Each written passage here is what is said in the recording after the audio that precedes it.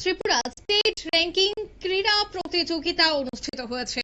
আর state ranking carrom প্রতিযোগিতাকে কেন্দ্র করে রাজধানী আগরতলার রাম ঠাকুর সংঘে একটি ত্রিপুরা অলিম্পিক অ্যাসোসিয়েশনের উদ্যোগেই স্টেট র্যাঙ্কিং ক্যারাম প্রতিযোগিতাটির উদ্বোধন করা হয়েছে, যেখানে উপস্থিত ছিলেন সমাজসেবী কমল দে, ত্রিপুরা অলিম্পিক অ্যাসোসিয়েশনের সম্পাদক সুচিত রায় সহ অন্যান্যরা। আজ এবং আগামীকাল দুদিন ব্যাপী এই কম্পিটিশনটি অনুষ্ঠিত হবে। আগরতলা রাম ঠাকুর সংঘে সারা রাজ্য থেকে প্রায় ৮০ জনের অধিক খেলোয়াড় অংশগ্রহণ করছে। আজকের এই খেলা থেকে কি বলছেন বিশিষ্ট সমাজসেবী তথা ক্রীড়া ব্যক্তিত্ব কমল দে, শোনাবো।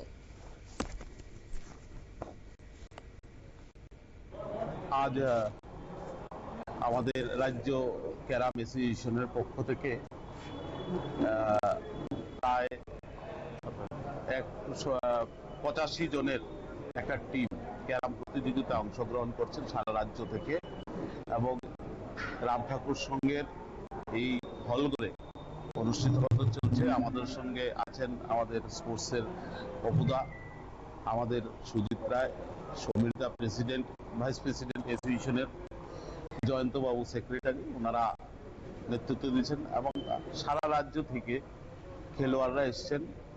আমার সঙ্গে যখন কথা হচ্ছিল বলছে আগামীকাল প্রচুর লোকজন হবে, কিন্তু খুব আনন্দের বিষয় এই ধরনের খেলাধুলা ত্রিপুরা রাজ্যে আজকে ৮ বছর ধরে চলছে।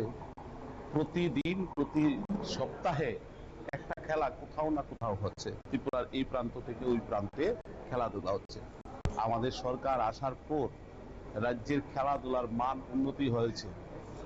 ব্যতিক্রমী কিছু ঘটনাও আছে, এটা স্বীকার করব, কিন্তু থাকলেও কিন্তু এটা তো বাস্তব, খেলাধুলা হচ্ছে বলে কিছু সমস্যাও আসছে। বিগত আপনারা শুনলেন, অর্থাৎ খেলাধুলার উপর জোর দেওয়ার কথা তিনি বলেন, কারণ খেলাধুলাই হচ্ছে সব থেকে বড় শক্তি। তাই সেক্ষেত্রে আজকের যে উদ্যোগ তাকে প্রথমে তিনি সাধুবাদ জানিয়েছেন। তবে রাজধানী আগরতলা রাম ঠাকুর সংঘে এই খেলাটির আয়োজন করা হয়েছে, প্রতিযোগিতাটির আয়োজন করা হয়েছে, যা দুদিন ব্যাপী অর্থাৎ আজ এবং আগামীকাল চলবে। নিয়ে নিচ্ছি ছোট্ট একটি বিজ্ঞাপন বিরতির, সঙ্গে থাকুন।